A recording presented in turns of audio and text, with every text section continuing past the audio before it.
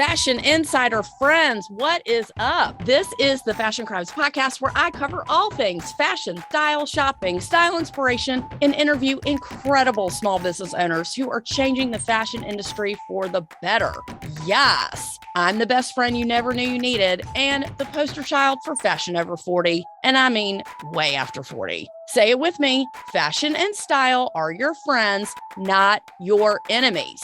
I'm Holly Cates, your favorite personal stylist, and let's keep it real, the only Holly you need to know. Turn it up, because I got a lot to say, and I am super stoked you're here.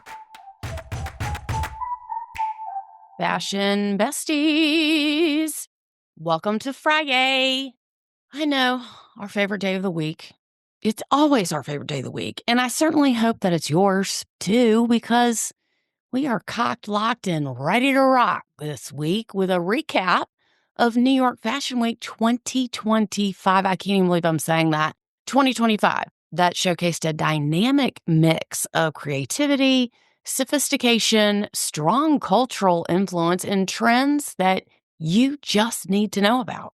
Let's be honest. Now, I would like to say that that's usually the case for every fashion week, but there were some really unique shows like Marc Jacobs, Carolina Herrera, and Oscar de la Renta that gave us really more than their latest collections. They gave us an artistic showcase that was so much more than just clothes. It was truly like live art in the making, like head blown. If you're new here, welcome. You're never too late to the party here on the Fashion Crimes podcast, where we discuss all things fashion over 40, and I mean way over 40. I am super stoked that you found us, so now we can haunt you forever. Loving this journey for you. And while you're on this journey, please consider signing up for our newsletter so you can get this free fashion and style content delivered straight to your inbox every single week. If you've been with us for a minute, know you can count on us to pep you up just a little bit every single Friday and call out those fashion crimes that have been spotted in the real world.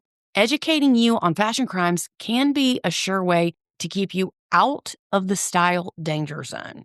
I mean, there are so many fashion crimes that I see on the daily. It's not easy deciding which ones to mention here on the podcast. Okay, the struggle is real. I have to pick out the best and most offensive ones. For example, if you're down and out and you want to feel good about yourself, just head on over to the grocery store. That's going to pep you right up when you see what others are wearing, or in this case, not wearing, to boost your ego just a tad. When you go to the grocery store, the bar for fashion and style is pretty low, okay? I get it. It's pretty low.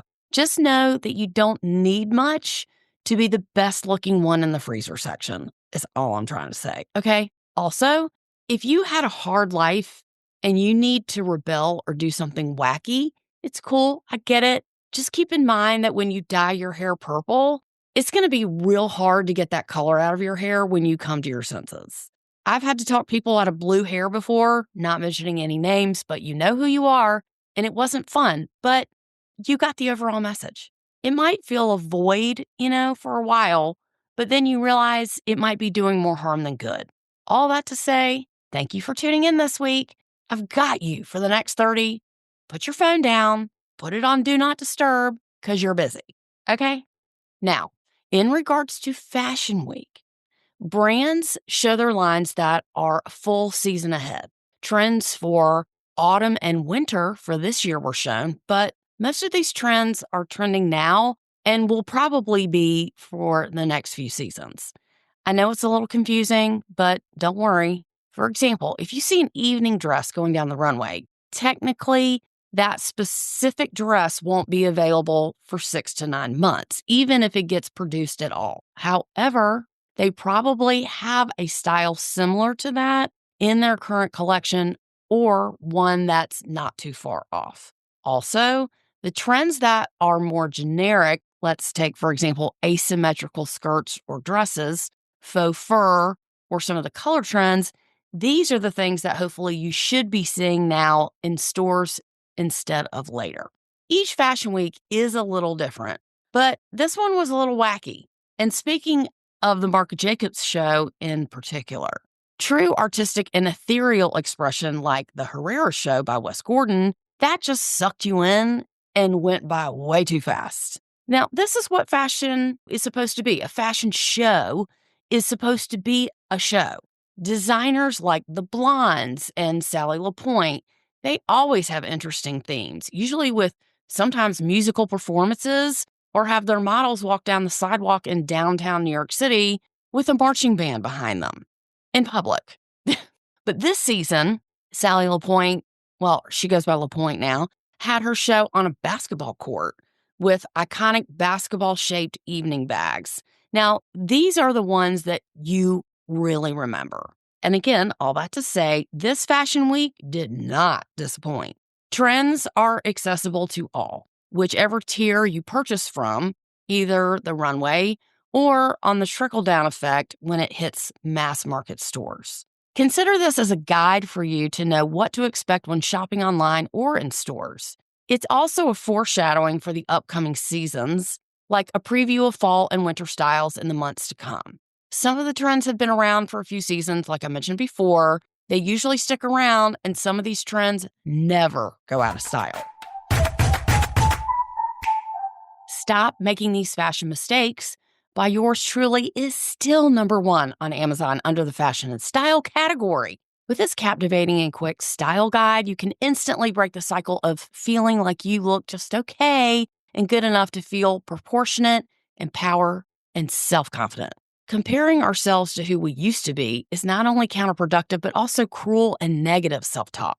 Learning what not to do and common fashion mistakes that people make will help you dress better and more flattering for your specific body type. Not sure what your body type is? Not a problem. This book gives you the guidelines and principles you need to know to distinguish your body type and where you need the most support from your clothes. It describes in detail the top fashion and style mistakes that people make without even knowing it. Getting dressed is something that should add joy and confidence to your everyday life, not bring you down. You too can have complete control over the message you're sending to the world by using style as a tool to get ahead in life. Now, not every day is going to be a home run, but you do have the option to opt in and dress the way that makes you feel like authentically you. This book is the first step in your style evolution to help you get unstuck. I can't think of a better way to make your outside match your inside with Stop Making These Fashion Mistakes.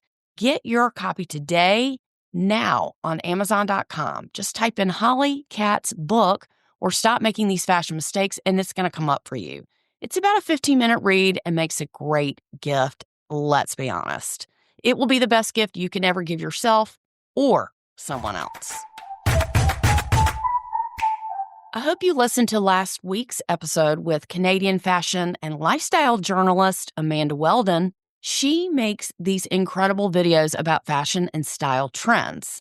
She worked for the Canadian Weather Network, similar to the Weather Channel, and for CBC, which is the Canadian Broadcasting Channel. So among other journalistic interests, she focuses on home and travel whenever she can, with the main focus being fashion and soon to be family fashion. She's such a pretty pregnant person. She's like one of those people who's pleasant all the time. Like, I can totally tell that about her. She is such a delight. I'm totally bringing her back to the show to talk about summer if she's not about to pop. Don't know when she's due. I'm going to find that out. Anyway, that was episode 235, so check that out. And the one before that, the week before last, was episode 234. I hope you listened to that one.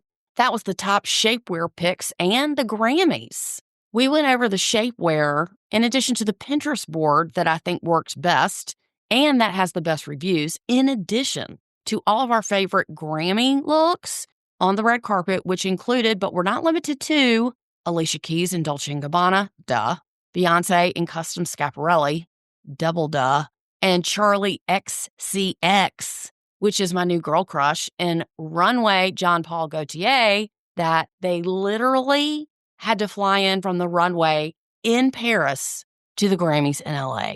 Now, that's some rock star shit right there, okay? She's like, bitch, I want that dress, take it off the model, put it in a box, put it on a plane, and send it to me so I can wear it on the red carpet. I am not mad at her for that. That's all I have to say. Anyway, I hope that you enjoyed that episode and you checked out the correlating Pinterest board for the top shapewear picks. The link to that will be in the show notes. Don't worry. Now, episode 230, I did an entire episode and Pinterest board on the spring trends that you need to know about. Yes, but that's not the only time we're going to be discussing spring. There will be more trends, more spring style talk coming because it's not even officially spring as of yet. But this past fashion week has been so different from the past seasons to me. It just seemed that the silhouette of dressing for both genders is definitely more fluid now, but in a good way. Starting out, but of course not limited to, one of my favorite designers, Sergio Hudson. He showed the most color of all, which I loved, as most showed blacks, a lot of black this season for some reason, and a lot of neutrals. He specifically showcased jewel tones like purples and rich hot pinks, my favorite, and magentas. But for most of the shows, menswear seemed to be a recurring theme, with each designer hitting it differently. For Sergio, there were long zippers on pencil skirts paired with vests with coordinating men's ties on women. High necks are still around, mostly turtlenecks. They seem to be a common thread, in addition to corsets as both tops and belts. It's loving that. Lots and lots of layering and chunky sweaters, lots of cable knit sweaters. For evening gowns, simple spaghetti straps and silky bias cut dresses, just like dresses we saw from the early 2000s, what a lot of fashion experts are calling Y2K dressing. Brandon Maxwell showed very oversized shirting, like men's shirting on women, another nod to menswear, lots of layering and lots of pinstripes, suits and shirts. Ulla Johnson, one of my favorite designers from Australia, she really stood out to me. Very different from most, in a true evolution from her usual very ruffled, feminine, romantic dresses.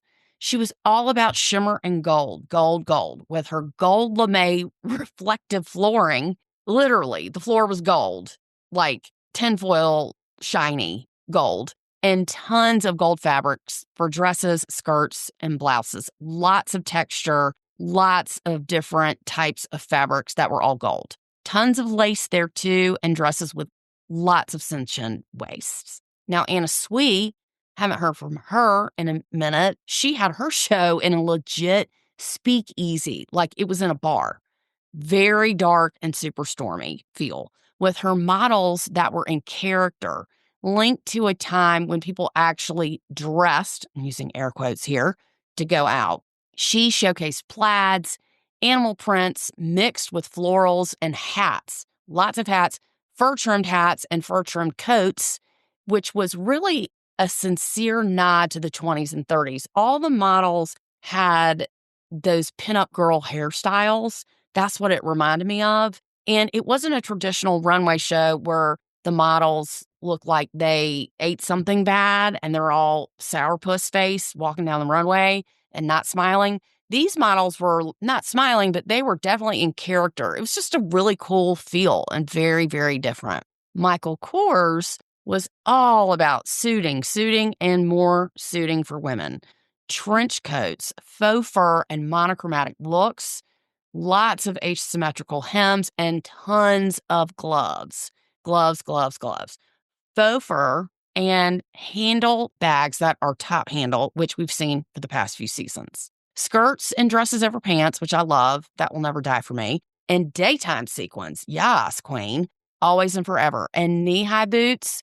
Seriously, on every show that I saw, most of the models, regardless of the designer, had on knee-high boots or over-the-knee boots for winter. Carolina Herrera by Wes Gordon, one of my favorite brands, created a truly enchanting garden of 3,000, you heard that right, 3,000 cherry red ranunculus flowers, okay, coming out of a cement floor. I mean, it was breathtaking. It was like nothing I'd ever seen before. They were 3D sculptural rosettes on belts and dresses and capes and more dresses and jackets with these gold sculptural flower brooches, oversized brooches, and floral bubble dresses. Now, the crop jacket and tops are still in, bringing attention to the waist, according to Gordon, with his jackets and bandeau midriff-bearing tops. I was loving that. Altuzarra, full-on sculptural minis, a nod to that bubble skirt, but they were just full-on mini skirts that were 3D with their textural fabric. And I don't know how you would sit down in one of those skirts, but that's besides the point. And lots of cropped pants were worn on the runway. Also, for 3 out of 5 runway shows, there was sheer everywhere. Sheer. Bearing bare chests and high briefs underneath. Lots of ruffle collars and shearling outerwear and jackets. Now, really, for the past 3 to 5 years, a lot of designers are making sheer tops and dresses, and the models aren't wearing anything underneath. Like, you can totally see their boobs, and they do have on, like, a covering their bottom, but it's like a tits out situation. Anyway, Marc Jacobs, who had the most wackadoo show of all, a little bit circus, a little bit Alice in Wonderland, a little bit of OMG, like, was he on acid type deal, with crazy exaggerated shoes and a lot of play on overly exaggerated silhouettes. It can only leave you but wondering, okay, but who would wear this? But I guess when you're Marc Jacobs, you really don't have to worry about that. What it did do for me was keep me on the edge of my seat. I will tell you that, and wondering what was going to come up next. It was complete fashion fantasy and badassery all rolled into one. So you know what? Good on him. Will any of those styles come into production? Maybe, maybe not sure, but give it to me. I mean, he served, right? He just served a true artistic show. It was really amazing. I suggest y'all looking that up on YouTube. It was fabulous. All in all, here are some of the standout trends that emerged from the runways this season. Midi skirt suits. Designers like Kallmeyer, Calvin Klein, and Tory Burch brought back skirt suits that gave a nod to the 1980s power dressing woman. Now, if you are vertically challenged like me, I don't like to say short, then trying a midi skirt suit must include a great alterations person to get it to hit in the right place on your leg. So right below the knee is where it should hit, just sidebar. Unlikely layers, creative layering of wardrobe basics was a key trend with designers like Sandy Lang and Ashlyn. There was a lot of deconstructed looks as well, shirts, jackets, and skirts. Capes and cape coats continued to make a statement, adding very dramatic flair to outerwear collections. I mean, it was drama and more drama. Some long, literally like a train, like a wedding dress, and some were short. But I was digging it, the capes. Brooches. Now, brooches were in style and then out of style, in, out. But brooches are very in right now, very elegant, large ones making a striking return on the runways of Tory Burch especially, and Carolina Herrera with the oversized flower that was pinned onto jackets and dresses that I was talking about earlier. Fringe, of course. Fringe accents were prominently featured in the collections of Form, Bevza, and Altuzarra. And to me, fringe will never be out. Never in this lifetime, on this planet, ever. Leather.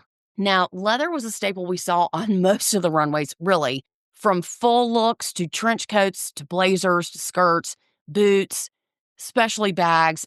Leather will never be a texture that designers go without. Whether they support animal rights or not, leather or leather-like fabrics always seem to add a sense of rock and roll elegance to any designer piece. So that's what I love about leather and lace, right? So it doesn't matter if you're at this end of the designer spectrum or that end. If you're showing at New York Fashion Week, anyone can use leather in any sort of way on your head, on your feet, on your stomach, on your butt, on your hands, and it never looks bad. So leather, again, will never go out of style. All of these trends and more are being sold at the high-end designer levels already, like Alaya, Chloe, and Diotima. They have since trickled down to fast fashion brands like Mango, Madewell, and Zara. I encourage you to try at least one of these trends discussed to see if you can make it work with other pieces in your wardrobe and honestly to see how it makes you feel. It can be as simple as a shearling collar on a coat. And P.S., about 3 weeks from now will be the best time to buy a winter coat as retailers will be pushing spring onto their retail floors. And if you are in need of any winter items, the fashion world will be at the spring starting line while thrifty shoppers scoop up the bigger price breaks. In breaking news from the Fashion Crimes podcast Beat Laboratory, just so you know, and you can put it on your calendar, get out your phone. I know I said put your phone down, but now get your phone out, please.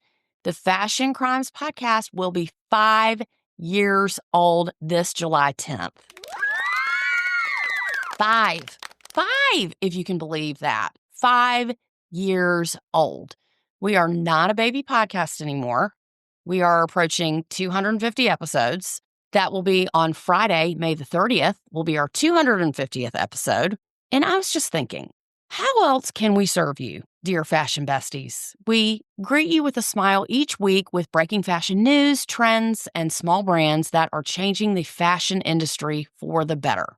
We've helped you find the right bra, the right shapewear, the right jeans, identify your body type, stopped you from making common fashion mistakes that most people don't even know that they're making, helped you clean out your closet and keep it that way, helped you make a cohesive list for your birthday and holidays so you get exactly what you want, giving you Pinterest boards on most topics so you get visuals to go with the podcast so you can follow along. We've coached you on menopause and style, makeup and hair trends for aging skin, shown you how to get a dress if you are mother of the groom or bride, what to wear if you're getting married for the second time, maybe the third, how to be the best dressed wedding guest, and the list goes on and on and on and on. You have supported and been there for me these past 5 years, emailed me every week, left me glowing reviews, bought my book, and now you've totally and completely been supporting me through my cancer diagnosis, bone marrow transplant, and now my wig journey. I have never missed an episode, even at my worst. I wanted to show up for you because that's how much you all mean to me, okay? I'm your ride or die. All this to say, I was thinking to myself, how can I take my fashion besties to the next level? What else can I do to make them feel fabulous? Well, the Fashion Crimes podcast will now be selling clothing. To make sure I get you the right product that you actually do want to buy, I would like to propose a focus group open to any and all out there who would like to participate. The focus group will be a fashion survey completed by you and sent to me via email. On the survey, you will be asked questions such as age, income bracket, marital status, and place of residence. And once you fill out the demo information, you will then answer questions about the clothing and the brands that you normally wear and how often you shop and wear. Finally, you will be asked what kinds of products you feel are missing from your wardrobe that you would like to purchase and what you would like to see in an online store from us here at the Fashion Crimes podcast. Now, rest assured, we are fashion over 40, and I mean way over 40. And the product will reflect accessible luxury items that you can purchase directly from us online. I will then be able to show you how to style said items, taking the guesswork out of what to wear with what or how to wear an item. I've always wanted to open a brick and mortar store in real life, always wanted to, but it just never, ever felt right to me. This way, I have more to offer you. We've built the trust already, and I would hope you would want to buy from me as I will bring you the most exciting brands that are changing the fashion industry for the better that your friends and family don't know about and no one else will have. In the meantime, I will be doing some live selling on Instagram with other people's product in addition to selling on an app called Whatnot. Please engage with us on Instagram as the dates and times of the live shopping will be announced there. If you download the Whatnot app from the App Store, please follow us on Fashion Crimes Podcast. That is our name on Whatnot. And I will be live selling on the Fashion Crimes Podcast Instagram account. So that's 2 different ways I'll be selling. I have some inventory here that I will be selling each week on Whatnot, usually Wednesdays at 7:30 p.m. at night, Eastern Time. All the info for this will be in the show notes. But I just want you to know my goal is to serve each and every one of you, not only as your favorite personal stylist and the only Holly that you need to know, but as a fashion journalist and your favorite retailer that totally gets you and knows what you need to elevate your style as you age.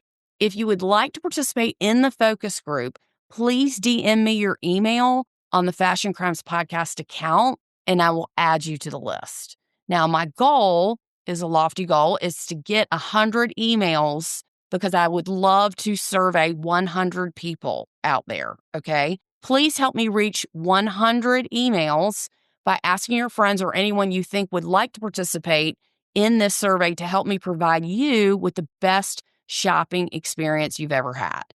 Okay? I'm glad that's settled. So if you have questions, of course, reach out to me at holly@hollycatstyling.com or holly@fashioncrimespodcast.com. Okay? I'll be collecting emails from both accounts. I will then make an announcement on when the survey is going out and give you a deadline when the survey has to come back.